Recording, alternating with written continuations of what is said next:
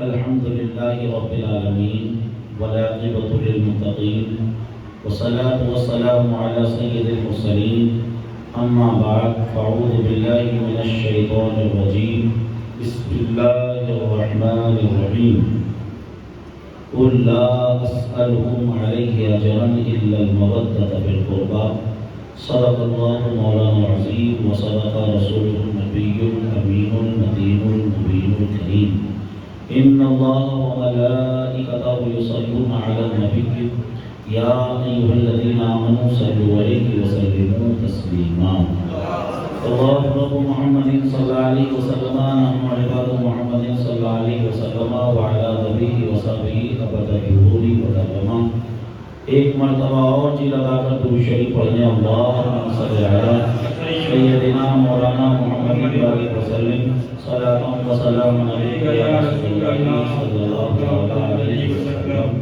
ایک مرتبہ اور حصول برکت کے لیے درود شریف پڑھنے اللہم صلی علی سیدنا مولانا محمد وسلم صلاۃ و سلام علیک یا رسول اللہ صلی اللہ علیہ وسلم. خطبہ مسنونہ کے بعد جس آیت پاک کی تلاوت کر کے میں نے اپنے سارے وجود کو مشرف و منور بنایا، مولا اس کے حوالے سے مجھے حق پیغام آپ تک پہنچانے کی توفیق عطا فرما. سب سے پہلے اس آیت پاک کا ہم ترجمہ دیکھیں. اللہ تعالیٰ قرآن شریف میں فرما رہا ہے قُلْ لَا أَسْأَلُكُمْ عَلَيْهِ أَجْرًا إِلَّا الْمَوَدَّةَ فِي الْقُرْبَى. کہ محبوب صلی اللہ علیہ وسلم آپ کہہ دیجئے کہ لوگوں میں تم سے کوئی اجر طلب نہیں کرتا سوائے اس کے کہ تم میرے اہل بیت سے، میرے گھر والوں سے محبت کرو. اس آیت پاک میں اہل بیت اطہار سے محبت کرنے کا درس دیا گیا ہے کہ ہمیں اہل بیت اطہار سے محبت کرنا ہے. اور آپ اتنی تعداد میں یہاں جو جمع ہیں وہ اس بات کی دلیل ہے کہ ہمیں اور آپ کو اہل بیت سے محبت ہے.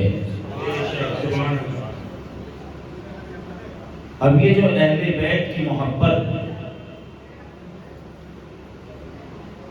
دیکھیے تھوڑی سی توجہ ادھر رکھیے، ٹھیک ہے نا؟ جو پیچھے لوگ بیٹھے ہیں وہ تھوڑا سا ذہن ادھر رکھیے.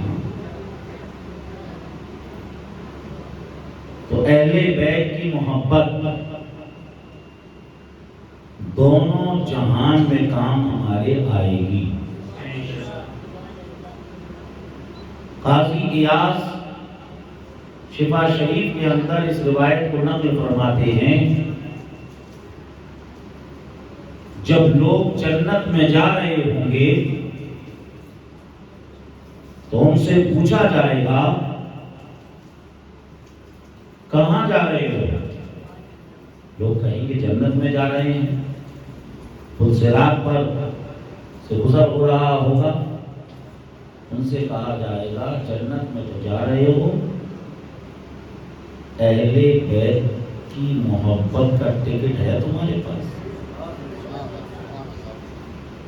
جنت میں وہی جائے گا جس کے پاس اہل بیت اطہار کی محبت کا ٹکٹ ہوگا. یعنی بغیر اہل بیت کی محبت کے کوئی جنت میں نہیں جا سکتا.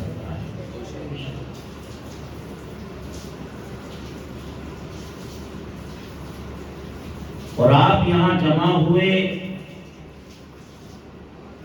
یہ اہل بیت کی محبت کی نشانی. اور یہ محبت کس طریقے سے کام آئے گی؟ صحیح بخاری کی حدیث سے آقا کریم صلی اللہ علیہ وسلم نے فرمایا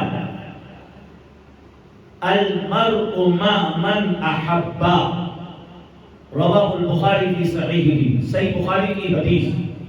آقا نے فرمایا آدمی قیامت کے دن اسی کے ساتھ ہوگا جس سے وہ دنیا میں محبت کرتا ہوگا۔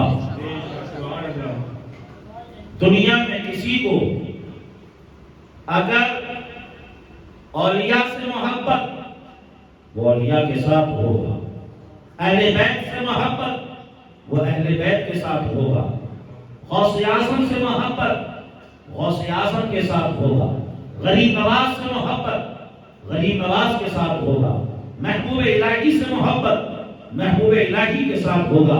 یعنی وہ دنیا میں جس سے محبت کرتا ہوگا، قیامت میں اللہ اس کا حشر اسی کے ساتھ فرمائے گا۔ اب اگر دنیا میں کسی کو کسی ناچنے والے سے محبت ہے، کسی گانے والے سے محبت ہے، کسی گناہگار سے محبت ہے، کسی ہیرو سے محبت ہے، تو قیامت میں وہ اسی کے ساتھ ہوگا۔ اعلیٰ حضرت سیدی سرکار نے فرمایا، دو جہاں میں خادم آل رسول اللہ کر، دو جہاں میں خادم آل رسول اللہ کر، حضرت آل رسول مقتدیٰ کے واسطے۔ عزیزان محترم، تو اہل بیت کی محبت قیامت میں بھی کام آئے گی، اہل بیت کی محبت اس دنیا میں بھی کام آئے گی۔ اور جانتے ہیں اہل بیت کی محبت کا اثر کیسا، اہل بیت کی محبت کا مقام کیسا۔ عبد الرحمن جوزی علیہ الرحمہ اس روایت کو اپنی کتاب بستان الوائزین کے اندر نقل فرماتے ہیں کہ ایک بادشاہ جس کا نام عمرو بن لیث، لشکر جرار اس کے پاس، بہت بڑی فوج اس کے پاس۔ ایک بار کیا ہو رہا، اس کی فوج کو ترتیب دیا جا رہا تھا، فوج کو سیٹ کیا جا رہا تھا۔ اس نے اپنی فوج کو دیکھا اور اس کے دل میں خیال آیا، کاش میں کربلا میں امام حسین کے ساتھ ہوتا، کاش میری فوج کربلا میں ہوتی، کاش کربلا میں ہوتا تو میری فوج کو امام حسین کے دفاع میں لگا دیتا، میں امام حسین کا ساتھ دیتا۔ عزیزان محترم، اس نے جو دل میں خیال لے کر آیا ہو، اس بات کو کسی سے کہا نہیں، اس نے بس دل میں خیال آیا۔ عزیزان محترم، کسی شخص نے خواب میں دیکھا، رسول کریم صلی اللہ علیہ وسلم خواب میں تشریف لائے اور سرکار صلی اللہ علیہ وسلم نے فرمایا، عمرو بن لیث کو یہ خبر جا کر دے دینا کہ اس نے اہل بیت اطہار کی محبت کا جو خیال اپنے دل میں لے کر آیا، اس کی خبر ہمیں ہے، اس کی خبر ہمیں ہے، اور اس کا اسے بھرپور اجر دیا جائے گا۔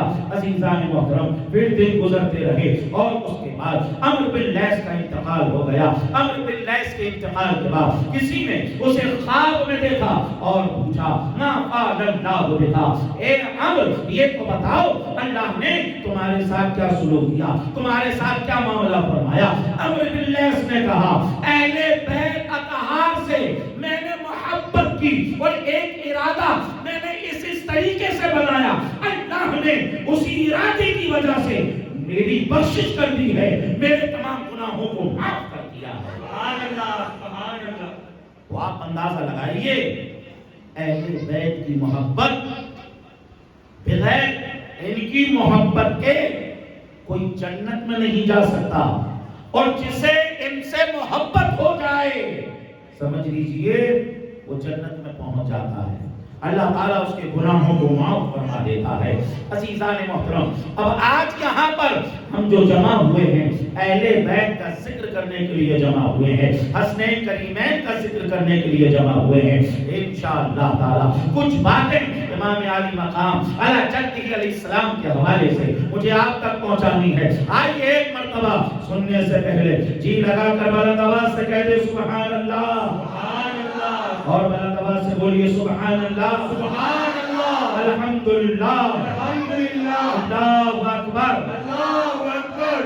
عزیزان محترم، امام علی مقام علی جدہ علیہ السلام کے حوالے سے سننے سے پہلے ایک بات میں ان کے والدین کریمین کے حوالے سے آپ کے سامنے پیش کرنا چاہ رہا ہوں۔ امام علی مقام کے والد کون؟ حضرت علی رضی اللہ تعالیٰ عنہ۔ حضرت علی کے تعلق سے آقا کریم صلی اللہ علیہ وسلم نے کیا فرمایا؟ حدیث شریف ہے، حدیث شریف میں بتایا گیا ذکر علی عبادت، علی کا ذکر کرنا عبادت ہے، علی کا نام لینا عبادت ہے۔ آپ اندازہ لگائیے جن کا نام لینا عبادت ہو ان کی شانوں کا عالم کیا ہوگا، ان کی عظمتوں کا عالم کیا ہوگا۔ اور اسی کے ساتھ ساتھ حضرت فاطمہ الزہرا رضی اللہ تعالیٰ عنہا کے تعلق سے آقا کریم صلی اللہ تعالیٰ علیہ وسلم نے ارشاد فرمایا فاطمہ بضعۃ منی، فاطمہ میرے جگر کا ٹکڑا ہے، فاطمہ میرے کلیجے کا ٹکڑا ہے۔ عزیزان محترم، آج ہر باپ اپنی اولاد کے لیے کہہ دیتا ہے میری اولاد میرے جگر کا ٹکڑا ہے، میری بیٹی میرے جگر کا ٹکڑا ہے۔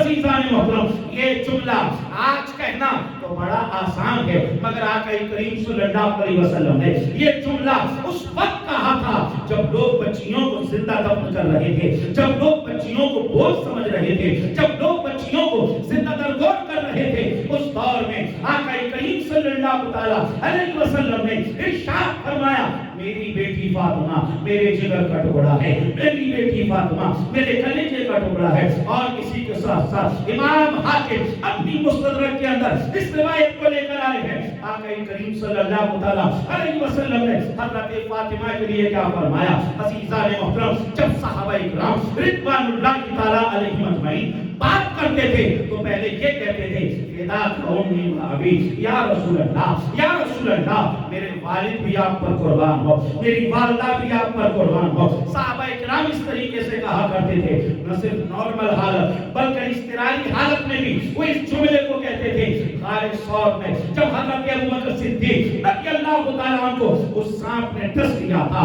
تو اس سانپ کے ڈسنے کے بعد حضرت ابو بکر صدیق نے کہا یا رسول اللہ علیہ الصلوۃ والسلام فداک امی و ابی لبثت، یا رسول اللہ میری ماں بھی آپ پر قربان ہو، میرے والد بھی آپ پر قربان ہو۔ یا رسول اللہ ایک سانپ نے مجھے ڈس لیا ہے، ایک سانپ نے مجھے ڈس لیا ہے۔ عزیزان محترم، پتہ کیا چلا؟ معلوم کیا ہوا کہ صحابہ نارمل حالت میں نہیں بلکہ اضطراری حالت میں بھی، ایمرجنسی حالت میں بھی یہ کہتے تھے یا رسول اللہ میرے ماں باپ آپ پر قربان ہو۔ عزیزان محترم، ہر صحابی یہ کہے میرے ماں باپ آپ پر قربان ہو، ہر صحابی بات کرنے سے پہلے سرکار سے کہے یا رسول اللہ میری ماں آپ پر قربان ہو، میرے والد آپ پر قربان ہو۔ لیکن قربان جان حضرت فاطمہ کی شان پر آقا کریم صلی اللہ علیہ وسلم نے حضرت فاطمہ کے لیے ارشاد فرمایا۔ اس روایت کو امام حاکم نے اپنی مستدرک کے اندر نقل فرمایا ہے۔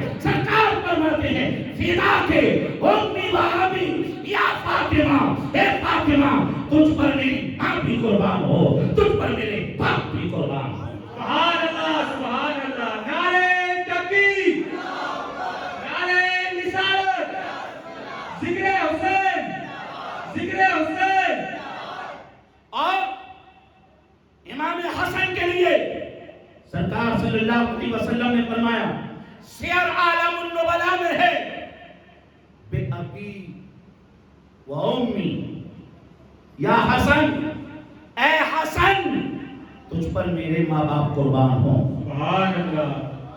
آپ یہاں سے حضرت فاطمہ رضی اللہ تعالیٰ عنہ اور امام حسن رضی اللہ تعالیٰ عنہ کا مقام کو سمجھ سکتے ہیں۔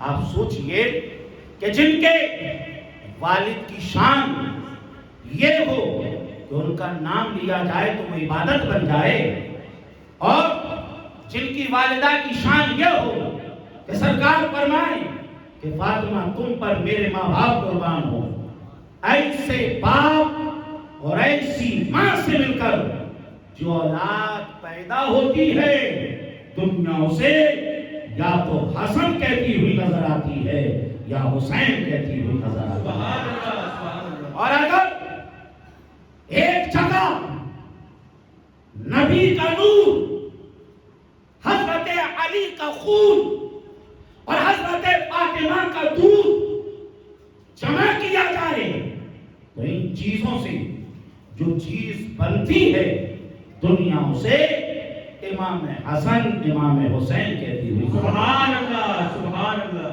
اور اگر آج بھی شوہر حضرت علی کا غلام ہو جائے، بیوی حضرت فاطمہ کی کنیز ہو جائے، تو دونوں سے مل کر جو اولاد ہمارے سے وجود میں آئے گی وہ اولاد غلام حسین پیدا ہوتی ہوئی نظر آئے گی، وہ اولاد غلام حسن پیدا ہوتی ہوئی نظر آئے گی، وہ اولاد غلام غوث و خواجہ پیدا ہوتی ہوئی نظر آئے گی. عزیزان محترم، یہ ان کے ماں باپ کی شان، یہ ان کے ماں باپ کا مقام. عزیزان محترم، امام علی مقام علی جدہ علیہ السلام کا اب میں آپ کے سامنے، یہ تو ماں باپ کا ذکر ہوا، اب ان کے خاندان کا تھوڑا سا تذکرہ سنیں، ان کے آباء و اجداد کا ذکر سنیں. اور اس سے پہلے امام ابن ماجہ اپنی کتاب ابن ماجہ کے مقدمے میں اس بات کو نقل فرماتے ہیں. کیا بات ہے؟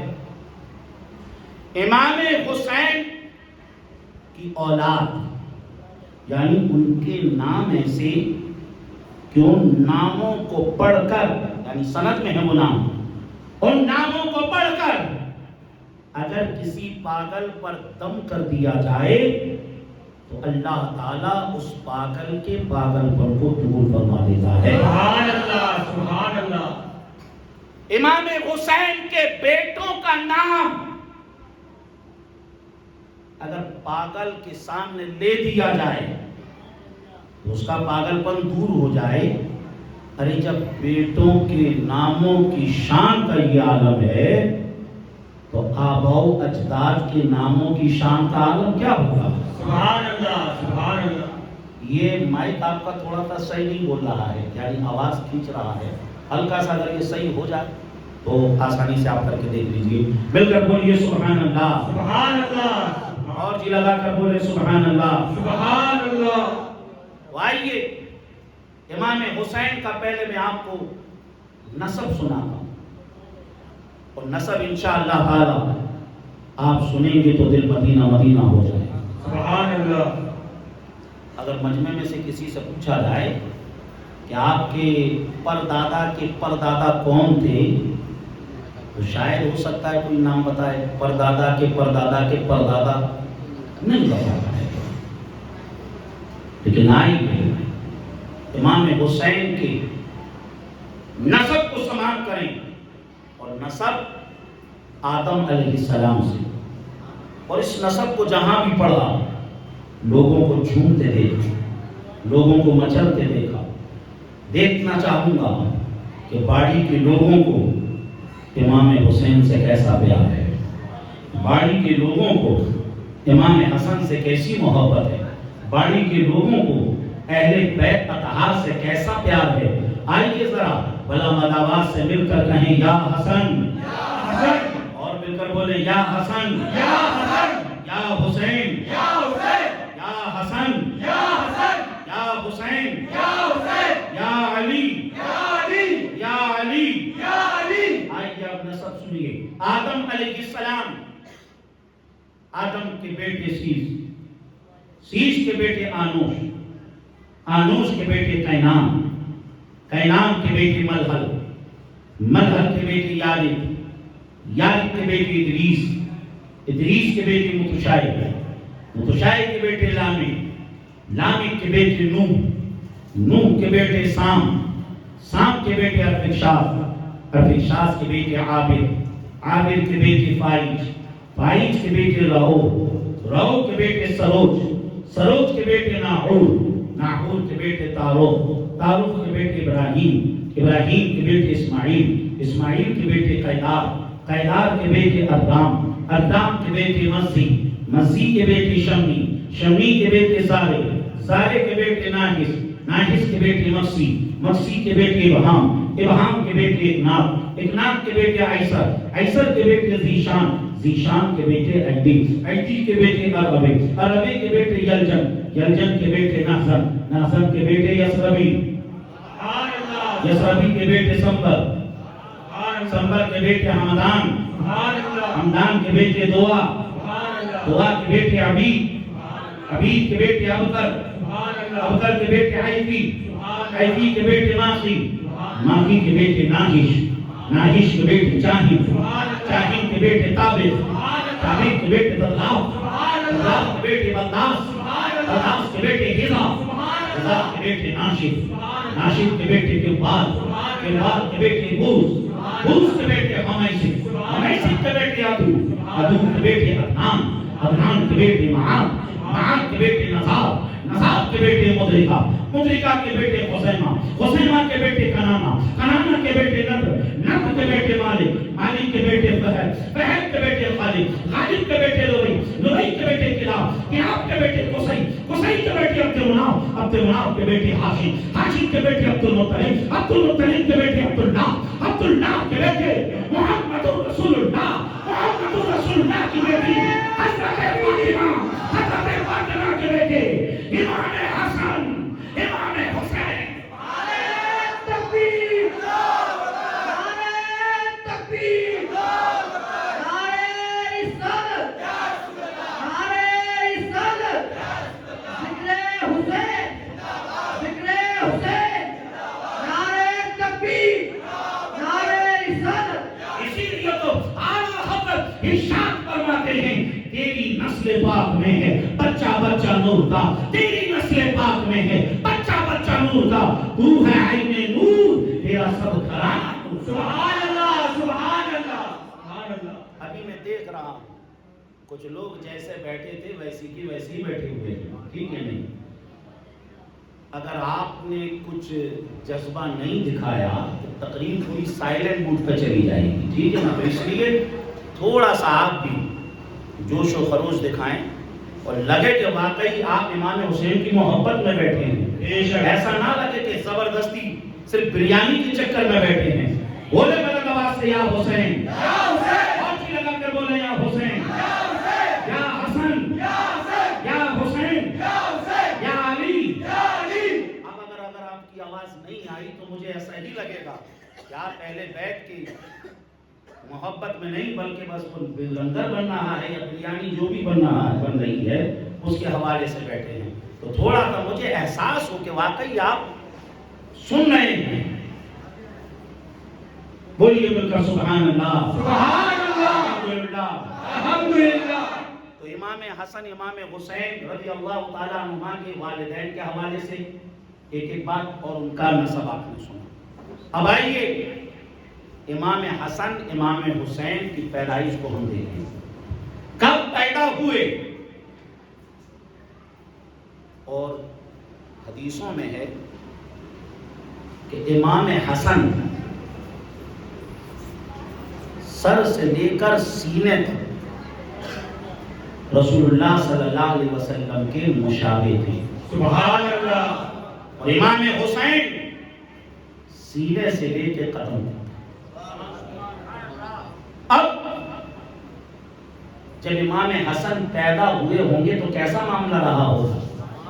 आपने देखा होगा जब किसी बच्चे की पैदाइश होती है तो घर की औरतें कहती हैं अरे इसके होंठ फलां पर पड़े हैं, इसका चेहरा फलां के जैसा है, इसका रंग फलां के जैसा है, ये तो ननिहाल पर गया है, ये तो दबिहाल पर गया है, ये तो अपने वालिद की तरह लगता है, या अपनी वालदा की तरह लगता है, या अपने बाप की तरह लगता है, या अपने दादा की तरह लगता है। इस तरीके की औरतें बातें करती हैं। अज़ीज़ान मोहतरम, आप सोचिए जब इमाम हसन पैदा हुए होंगे तो औरतों ने क्या कहा होगा?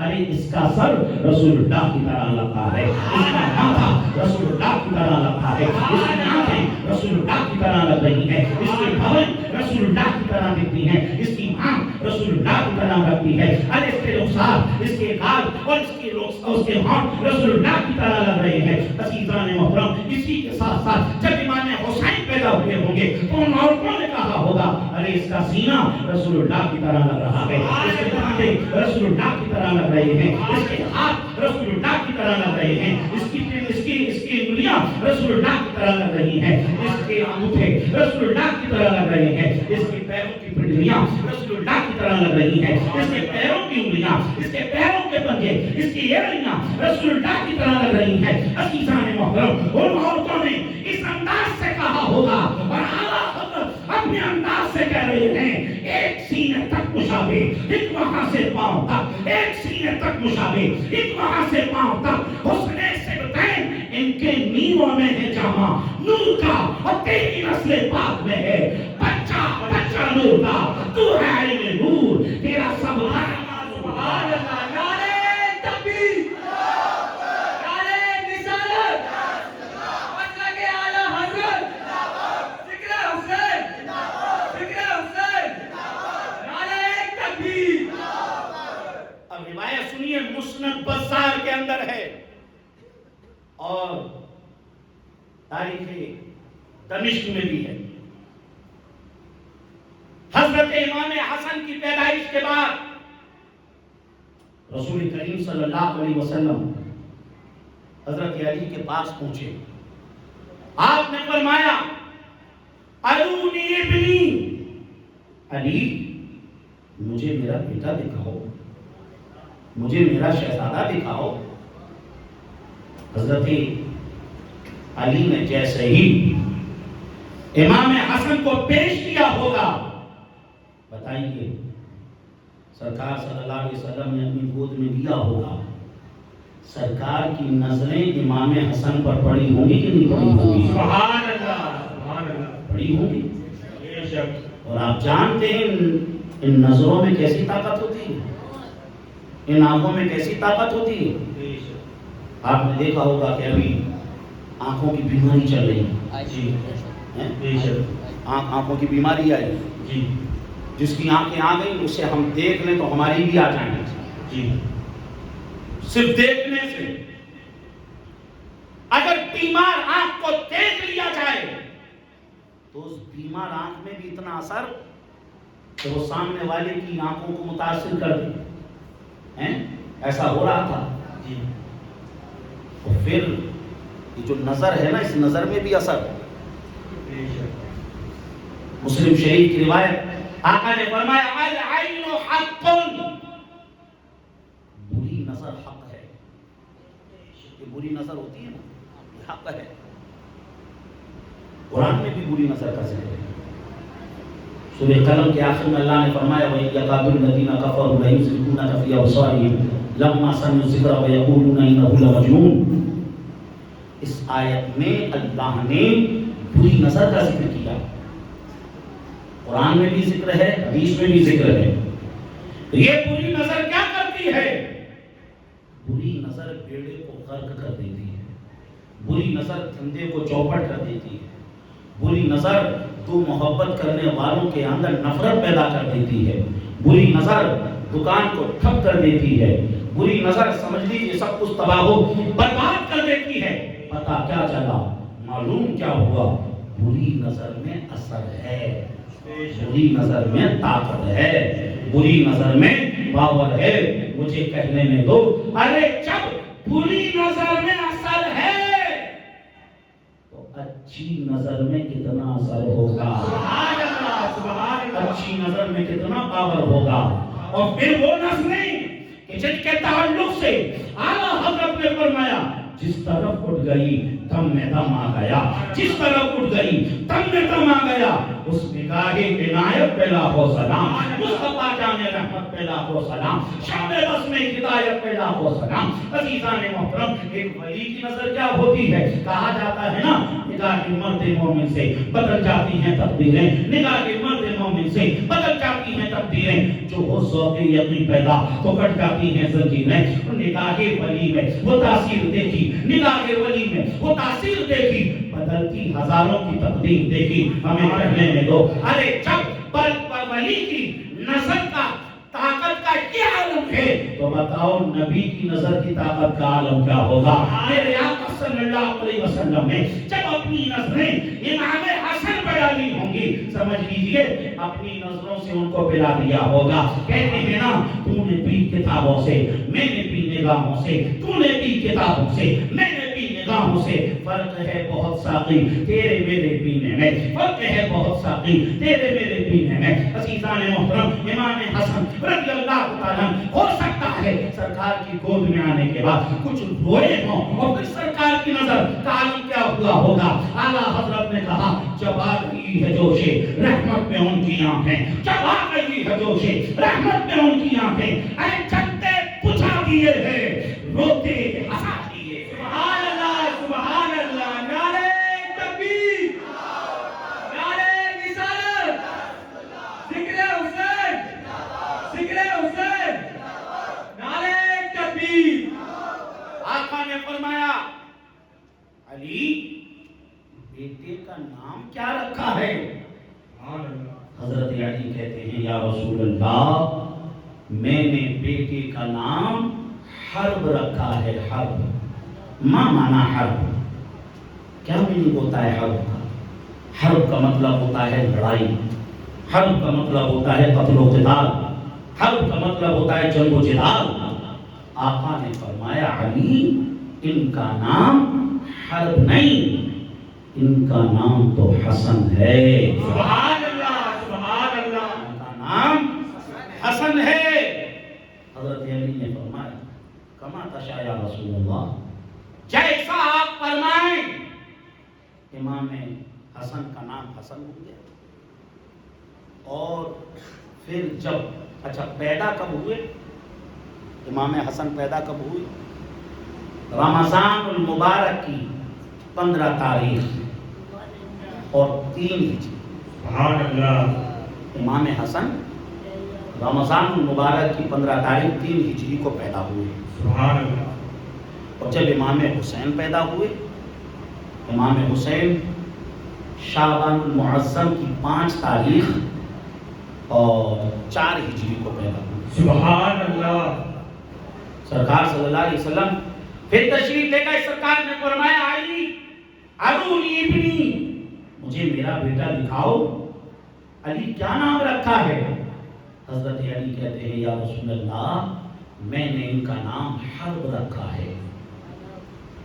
سرکار فرماتے ہیں علی ان کا نام حرب نہیں، ان کا نام حسین ہے۔ سبحان اللہ، پھر اس کے بعد جو ہے حضرت فاطمہ کے یہاں تیسرے بچے کی ولادت ہوئی۔ سرکار صلی اللہ علیہ وسلم پھر تشریف لے گئے۔ پھر سرکار نے فرمایا ارونی ابنی، مجھے میرا بیٹا دکھاؤ۔ پیش کیا گیا۔ سرکار نے فرمایا علی کیا نام رکھا ہے؟ حضرت علی عرض کرتے ہیں یا رسول اللہ میں نے اس کا نام حرب رکھا ہے۔ سرکار نے فرمایا علی ان کا نام حرب نہیں، ان کا نام محسن ہے۔ محسن۔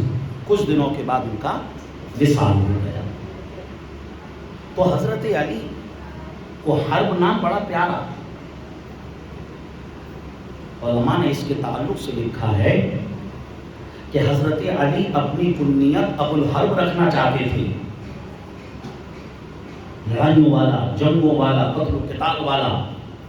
اس لیے چاہتے تھے کہ کسی بیٹے کا نام حرب ہو جائے۔ ابو الحسن، ابو الحرب اپنی کنیت رکھ لیں۔ اس لیے بار بار وہ حرب نام رکھنا چاہ رہے ہیں۔ باتیں سمجھ میں آ رہی ہیں؟ جی بالکل۔ یہ ایک روایت جو میں نے آپ کے سامنے پیش کی، یہ مسند بزار کی تھی۔ اب مسند امام احمد ابن حنبل کی روایت دیکھیں۔ حسنین کریمین کی پیدائش کے بعد آقا کریم صلی اللہ علیہ وسلم نے حضرت علی سے فرمایا علی بچوں کا کیا نام رکھا ہے؟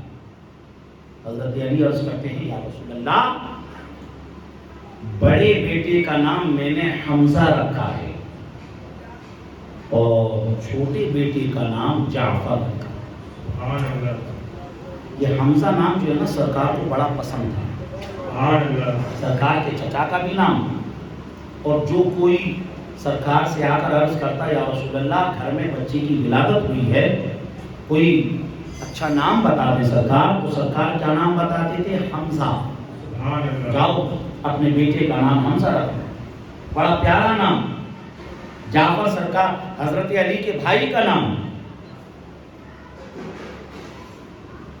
حضرت علی نے کہا بڑے بیٹے کا نام حمزہ, چھوٹے بیٹے کا نام جعفر.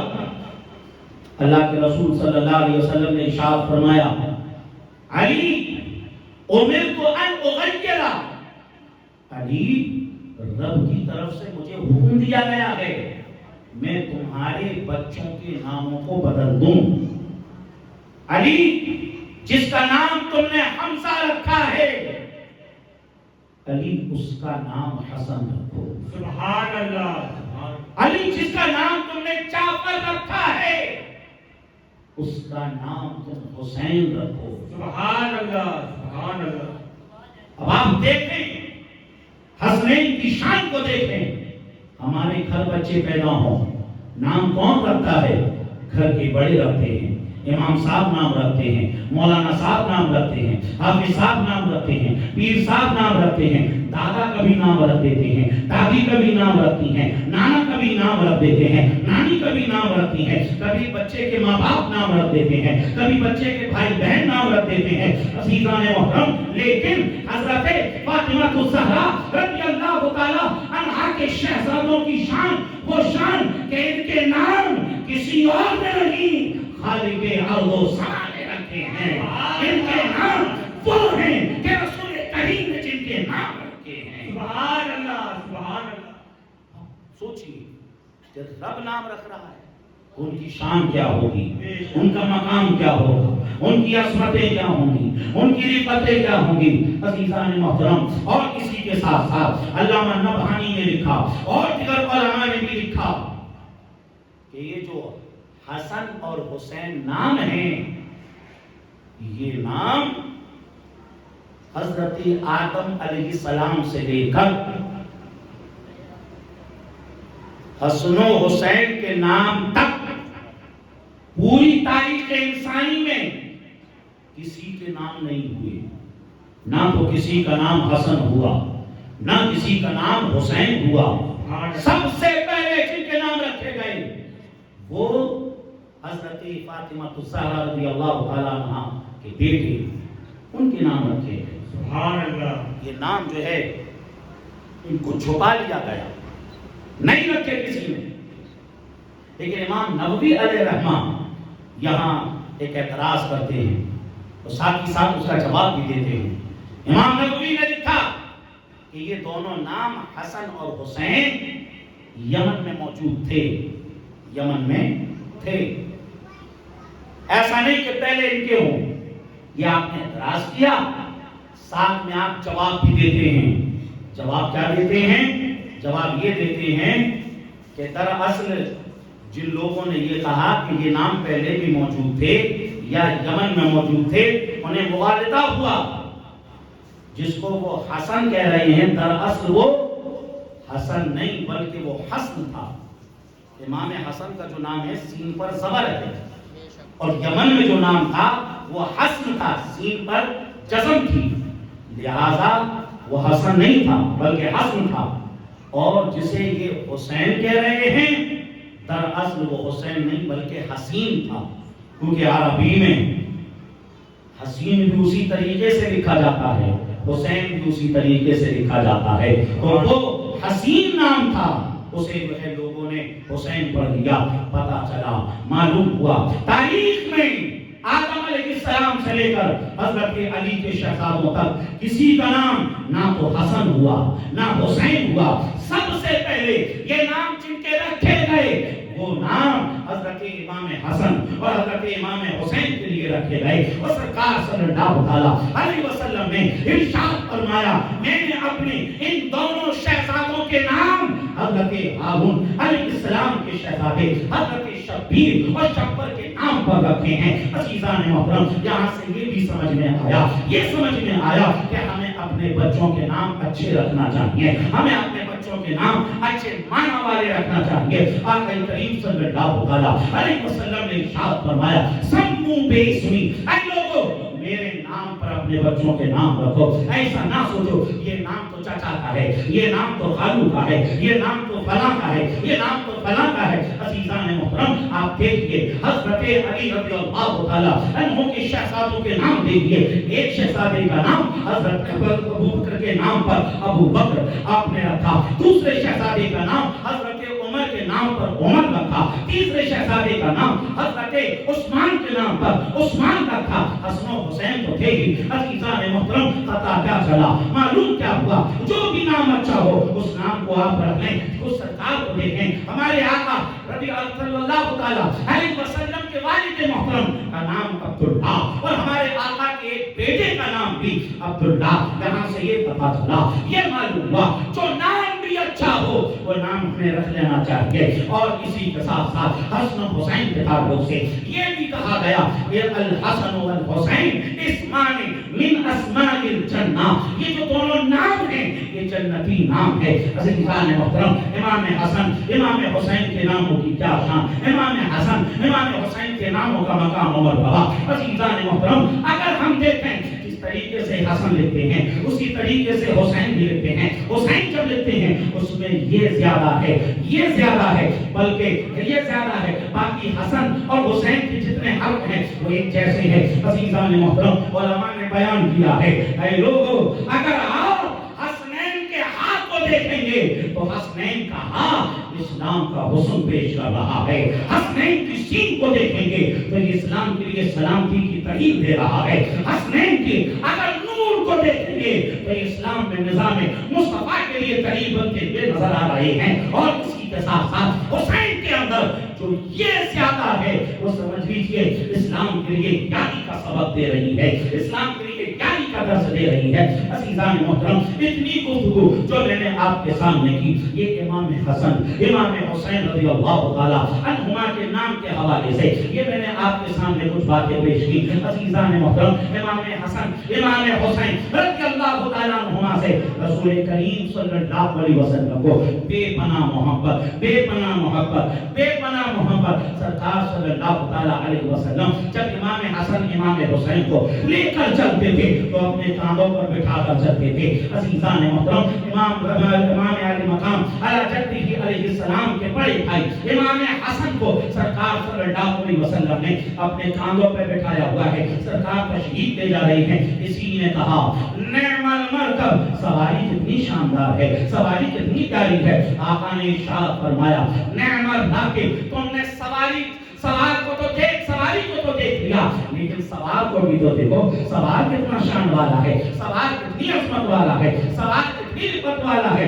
عزیزان محترم جب حسن و حسین چلتے تھے تو سرکار صلی اللہ علیہ وسلم کے کاندھوں پہ سوار ہو کے چلتے تھے، اور صحابہ جب چلتے تھے تو کس انداز سے چلتے تھے، بحیثیت خادم، کبھی سرکار کے پیچھے چلتے تھے، کبھی سرکار کے دائیں چلتے تھے، کبھی سرکار کے بائیں چلتے تھے، کبھی سرکار کے آگے چلتے تھے۔ گویا کہ صحابہ جب چلیں تو سرکار کے کاندھے سے کاندھا ملا کر چلیں، اور حسنین چلیں تو سرکار کے کاندھوں پہ ساتھ ہو کر چلیں۔ سبحان اللہ، سبحان اللہ، نعرہ تکبیر، نعرہ رسالت، ذکر حسین، مسلک اعلیٰ حضرت، علماء اہل سنت، نعرہ تکبیر۔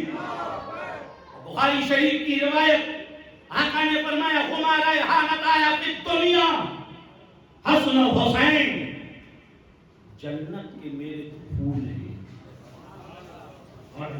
یضمہما ویشمہما، سرکار انہیں اپنے گلے سے بھی لگاتے تھے اور سرکار انہیں سونتے بھی تھے۔ سبحان اللہ، سبحان اللہ، سرکار سونتے تھے، سونتے تھے۔ یہ روایت آپ نے بارہا سنی، سرکار سونتے تھے۔ ارے سرکار کی اپنی خوشبو کا عالم کیا تھا؟ صحابہ کہتے ہیں کہ ہم نے سرکار جیسی خوشبو کبھی سونگھی نہیں۔ سبحان اللہ، سبحان اللہ۔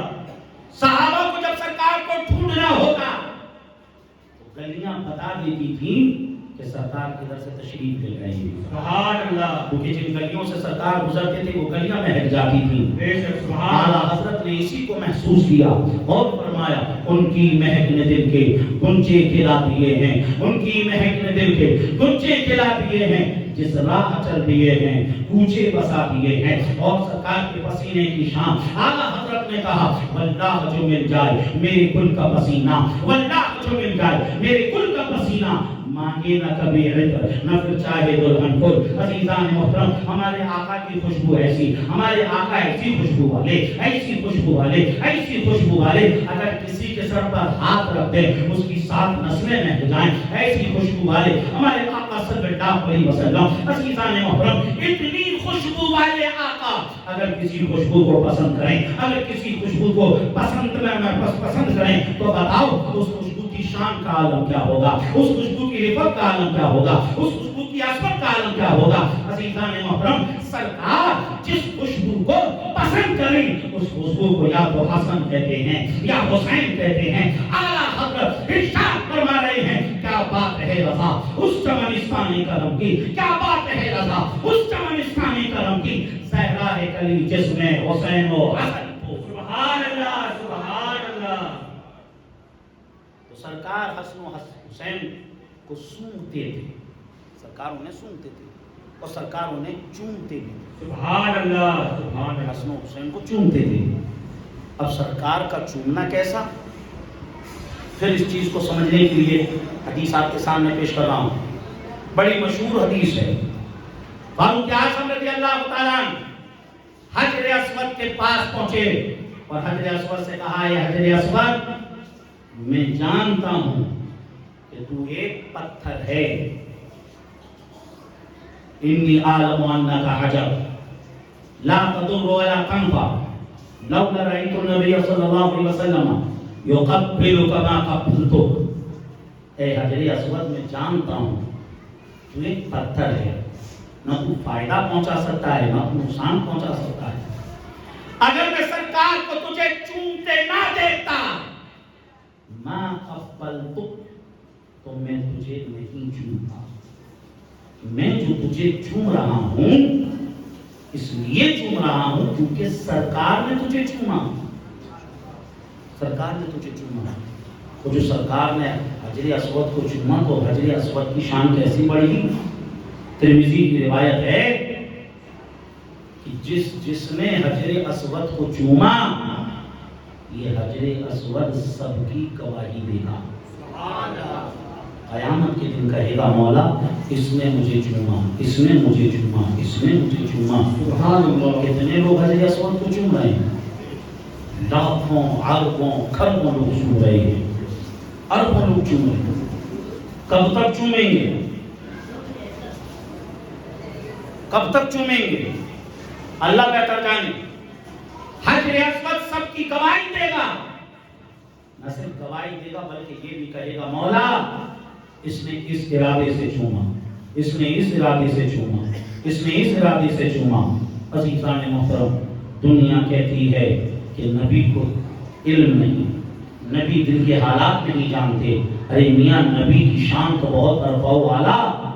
نبی کے ہونٹ اگر اس پتھر پہ لگ جائیں تو اللہ اس کے علم کو اتنا بڑھا دے کہ وہ قیامت میں سب کی گواہیاں دے, وہ سب کے دلوں کے حالات جانے.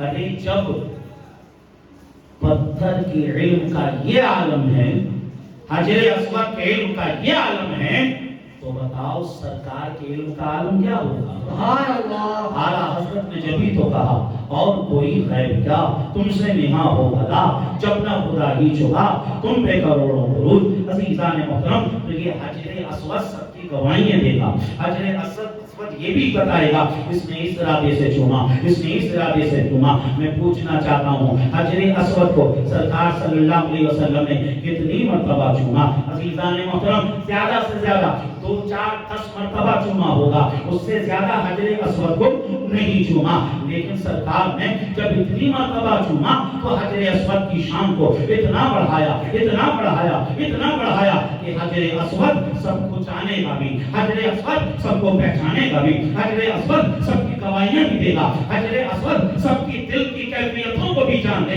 عزیزان محترم مجھے کہنے دو 2-4-10 مرتبہ سرکار نے حجر اسود کو چوما, اس کی شان کو اتنا بڑھا دیا, اس کے مقام کو اتنا بڑھا دیا. تو بتاؤ کیا خیال ہے امام حسین کے بارے میں, کیا خیال ہے امام حسن کے بارے میں؟ حسن و حسین کو رسول اللہ نے 2-4-10 مرتبہ نہیں بلکہ 6 سال 7 مہینے مسلسل چوما.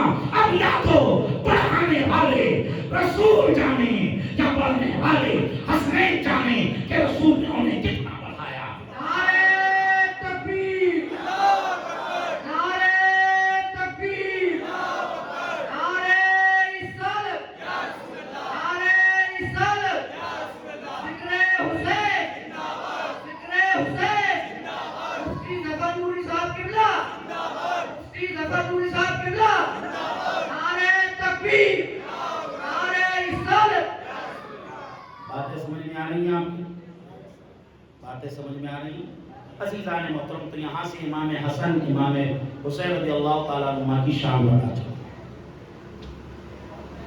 اب ایک بات اور آپ کو بتا کر پھر جلدی سے اپنی بات کو مکمل کرنے کی طرف میں لے کر چلوں گا. ایک پادری تھا, وہ اس کا اعتراض تھا 6 سال 7 مہینے حسنین کریمین نے سرکار کے ساتھ گزارے. تو یہ دور وہ دور تھا جو قرآن شریف کے نزول کا دور تھا. سبحان اللہ. آیتیں نازل ہو رہی تھی, سورتیں نازل ہو رہی تھی. تو قرآن شریف میں حسنین کریمین کا ذکر کیوں نہیں؟ وہ پادری سب سے یہی اعتراض کرتا. کوئی اس کو جو ہے خاطر کا جواب نہیں دے پا رہا تھا, اس لیے وہ سب سے یہی اعتراض کرتا.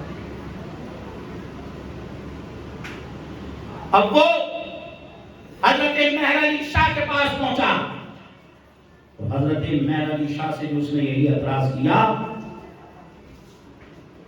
کہ قرآن میں حسنین کریمین رضی اللہ تعالیٰ عنہما کے لیے آیتیں کیوں نہیں نازل ہوئی, جبکہ یہ دور وہ دور تھا کہ قرآن میں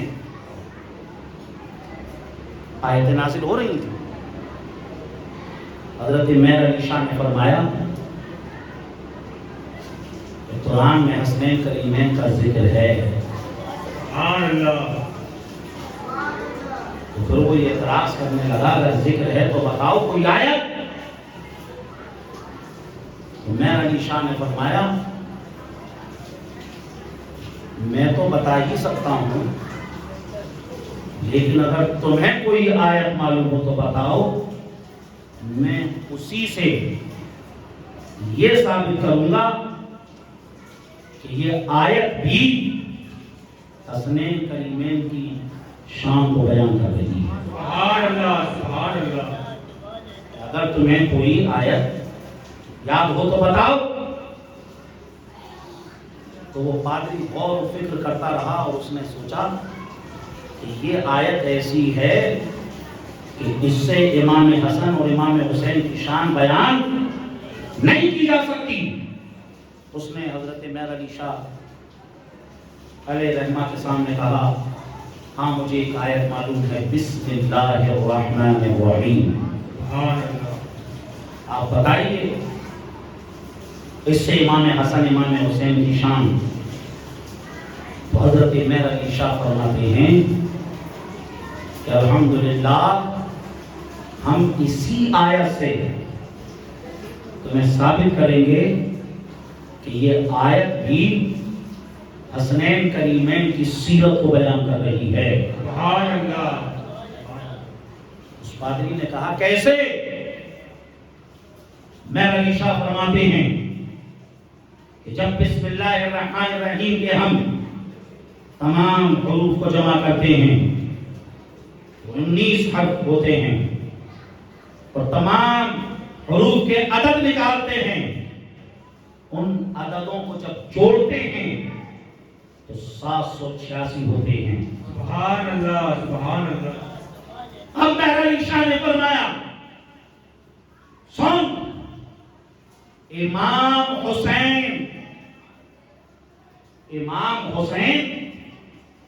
جب امام حسین اس کے عدد نکالے جاتے ہیں تو سارے کے سارے عدد بنتے ہیں 210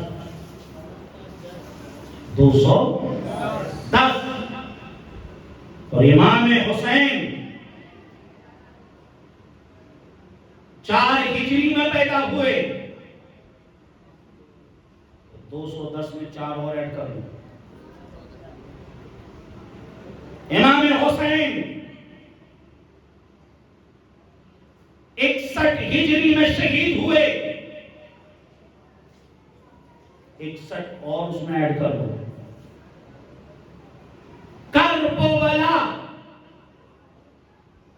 اس کے عدد نکالو کربلا کے عدد ہوتے ہیں 261 انہیں بھی اس میں ایڈ کرو پھر فرماتے ہیں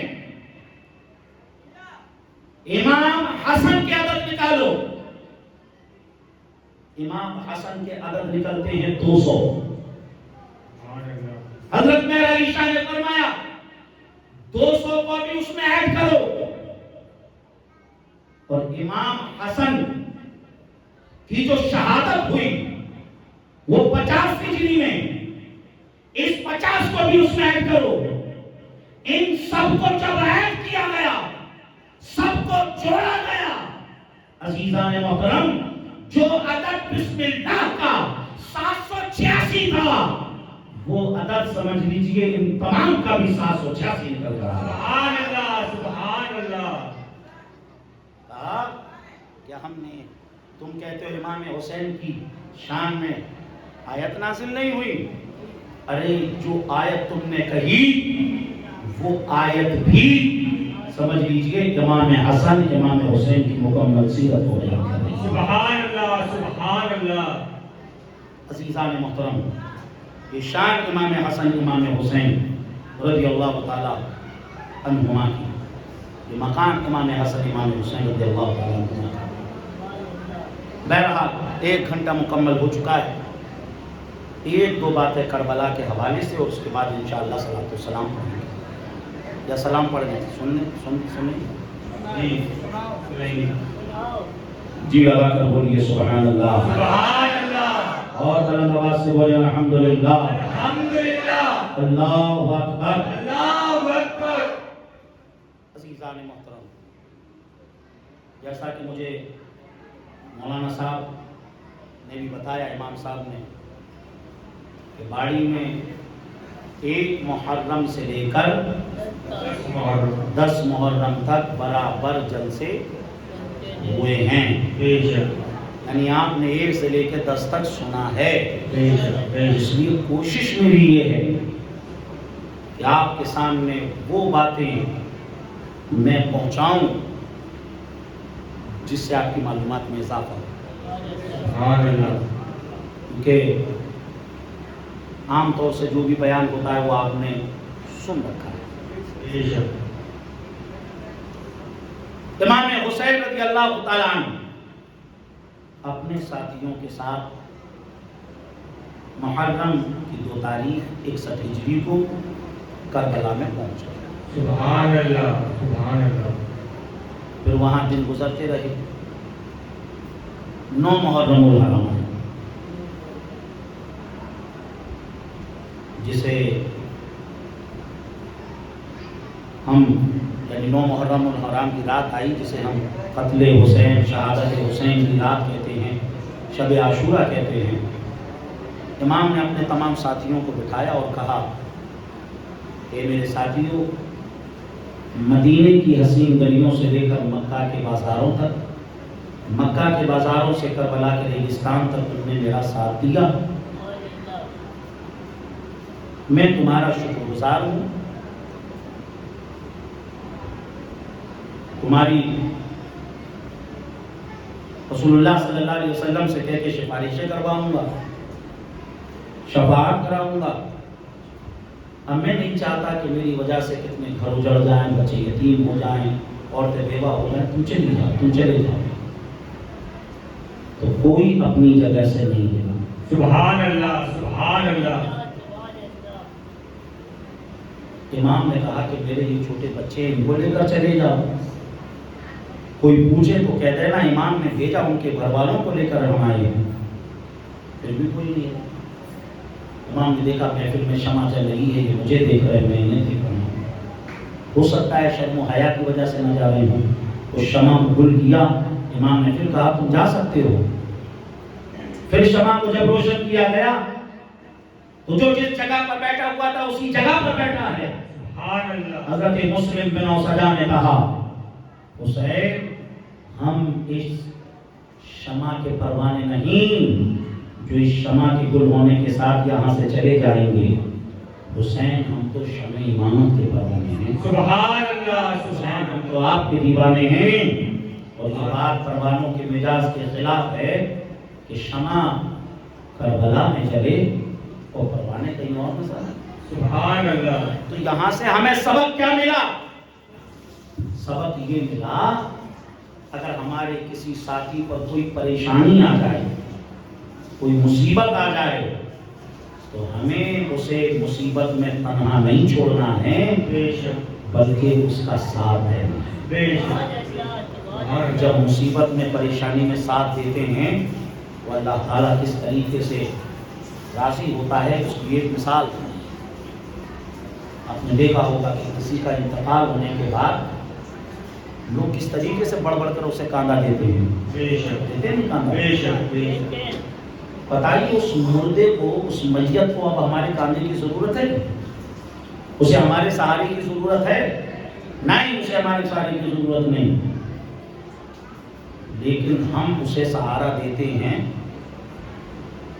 اسے کاندھا دیتے ہیں تو اللہ ہر قدم کے بدلے ہمارا ایک ایک گناہ کبیرہ معاف فرماتا ہے. سبحان اللہ، سبحان اللہ. آپ سوچئے اسے ہمارے سہارے کی ضرورت نہیں، بے شک. ہماری ہیلپ کی ضرورت نہیں، ہمارے کاندھے